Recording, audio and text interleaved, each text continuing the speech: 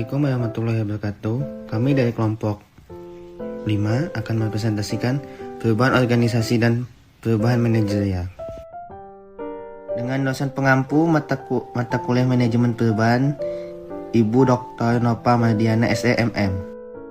Anggota kelompok 5 yang beranggotakan Mirian Gemilang Wijaya dengan NPM 20510110005, Anjeli Mahela Aryan Subing dengan NPM 20510110006, dan saya Muhammad Ibnu Hajar dengan NPM 20510110007, dan yang terakhir ada Ahmad Syaugi Al-Ghifari dengan NPM 205101112. Tujuan pembelajaran: 1. Memahami alasan yang mendasari manajemen pilihan perubahan model manajemen.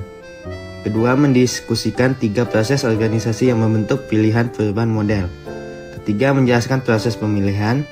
4. Menjelaskan proses lintasan. 5. Mengidentifikasikan berbagai pilihan yang dimiliki organisasi saat mempertimbangkan perubahan. Dan yang terakhir, menghargai bagaimana organisasi dapat memengaruhi keadaan mereka untuk menyelaraskannya dengan cara kerja yang mereka sukai. Model manajemen pilihan, manajemen perubahan menunjukkan bahwa perubahan organisasi dapat dilihat sebagai produk dari 3 proses organisasi, yaitu yang pertama, proses pemilihan. Proses pemilihan yang berkaitan dengan sifat, ruang lingkup, dan fokus organisasi pengambilan keputusan nasional. Yang kedua, proses lintasan yang berhubungan dengan arah masa lalu dan masa depan organisasi dan dilihat sebagai hasil dari visi, maksud, dan tujuan masa depan. Yang ketiga ada proses perubahan yang mencangkup pendekatan, mekanisme pencapaian, dan hasil perubahan. Proses pemilihan. Pemilihan terdiri dari 3 elemen. Yang pertama, konteks organisasi. Salah satu resep standar untuk organisasi yang sukses adalah bahwa mereka harus mengetahui kekuatan dan kelemahan mereka sendiri, kebutuhan pelanggan mereka, dan sifat lingkungan tempat mereka beroperasi untuk memahami pilihan yang terbuka bagi mereka. Yang kedua, fokus pilihan. Banyak organisasi dapat menemukan diri mereka dalam situasi di mana mereka tampaknya terus-menerus bereaksi terhadap peristiwa dan terlibat dalam firefighting daripada menjadi proaktif. Yang ketiga ada lintasan organisasi. Lintasan atau arah organisasi dibentuk oleh tindakan masa lalu dan tujuan serta strategi masa depan. Karena itu, ia memberikan panduan atau kerangka kerja untuk menilai akseptabilitas, relevansi atau urgensi masalah, perhatian, dan tindakan yang diusulkan. Proses lintasan meliputi penentuan dan interaksi antara visi, strategi, dan pendekatan organisasi terhadap perubahan. Proses lintasan. Seperti proses pilihan, proses lintasan terdiri dari 3 elemen. Yang pertama, visi organisasi. Banyak organisasi sekarang menggunakan teknik pembuatan skenario dan visi. Tujuan dari teknik ini adalah untuk menghasilkan masa depan organisasi yang berbeda atau realitas, untuk memilih salah satu yang tampaknya paling menguntungkan atau sesuai. Dengan membangun visi, organisasi tidak hanya memiliki gambaran tentang apa yang diinginkannya, tapi juga beberapa target konkret yang ingin dicapai. Lalu yang kedua ada strategi organisasi. Dalam konteks visi, strategi dapat didefinisikan sebagai aliran tindakan yang koheren atau konsisten, yang diambil atau telah diambil organisasi untuk bergerak menuju visinya. Lalu yang ketiga ada perubahan organisasi. Sama seperti lintasan organisasi, merupakan elemen penting dari proses pilihan dan proses dalam dirinya sendiri.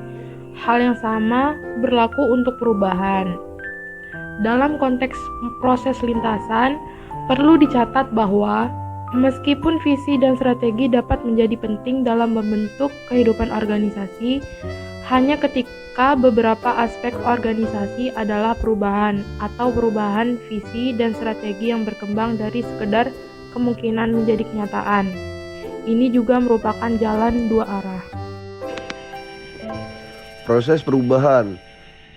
Beberapa organisasi melihat perubahan bukan sebagai pengecualian, tetapi sebagai norma. Proses berkelanjutan yang membentuk bagian dari aktivitas organisasi sehari-hari. Proses perubahan itu sendiri seperti proses pilihan dan lintasan terdiri dari 3 elemen yang saling berkaitan, yaitu yang pertama tujuan dan hasil, yang kedua merencanakan perubahan, dan yang ketiga orang. Tujuan dan hasil adalah pandangan yang dipegang secara luas bahwa sekitar 70% dari upaya perubahan berakhir dengan kegagalan. Lalu banyak alasan untuk ini. Yang pertama, kepuasan diri, komunitas yang buruk, kepemimpinan yang lemah, kurangnya keselarasan nilai, budaya yang tidak pantas, dan pertikaian politik. Pemicunya dikemukakan bahwa satu-satunya alasan yang sah mengapa sebuah organisasi harus memulai perubahan adalah untuk meningkatkan aktivitasnya. Organisasi seharusnya hanya menyelidiki perubahan karena salah satu alasan berikut. Yang pertama, visi atau strategi perusahaan menyoroti perlunya perubahan atau peningkatan pertunjukan. Yang kedua, kinerja atau operasi saat ini menunjukkan bahwa ada masalah atau kekhawatiran yang parah, atau karena keadaan yang berubah, kemungkinan akan muncul di masa mendatang. Dan yang terakhir, saran atau peluang muncul baik dari area yang terkait atau dari tempat lain yang berpotensi menawarkan manfaat signifikan bagi organisasi. Kemudian selanjutnya itu ada pengiriman atau the remit. Nah, ini tuh harus menyatakan dengan jelas alasan penilaian, tujuan, dan skala waktunya, dan juga siapa yang harus dilibatkan dan dikonsultasikan. Remit itu harus menekankan kebutuhan untuk fokus pada aspek perilaku dari proses perubahan sebagai pertimbangan teknis dan keuangan yang terlibat. Jadi selanjutnya ada tim penilaian, yakni sebuah tim yang berisi orang-orang yang akan menilai perlunya perubahan. Nah, dalam kebanyakan kasus itu harus dilakukan oleh tim multidisiplin yang biasanya berisi perwakilan dari area atau sub-area yang terkena dampak, baik itu manajer maupun staf. Nah, staf spesialis itu seperti misalnya keuangan, teknis maupun SDM. Dan nantinya jika sesuai, spesialis perubahan baik fasilitator internal atau konsultan eksternal yang ahli dalam perubahan organisasi. Ini mungkin juga memerlukan keterlibatan seorang manajer senior.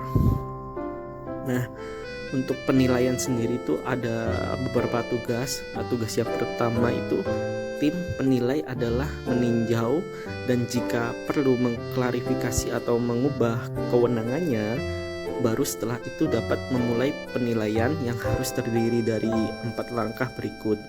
Nah, langkah pertama itu sebuah klarifikasi masalah atau peluang, kemudian selidiki solusi alternatifnya, dan yang ketiga itu umpan balik, dan yang terakhir rekomendasi dan keputusan. Kemudian yang selanjutnya itu merencanakan perubahan. Nah, apakah kebutuhan akan perubahan itu didorong oleh strategi organisasi atau muncul dari kegiatan sehari-hari? Nah, setelah itu baru kita bisa menetapkan bahwa itu harus terjadi dan bentuknya itu seperti apa. Maka diperlukan juga untuk merencanakan sebuah perubahan. Nah, dari hal tersebut itu perlu beberapa poin. Yang poin pertama itu membentuk tim manajemen perubahan.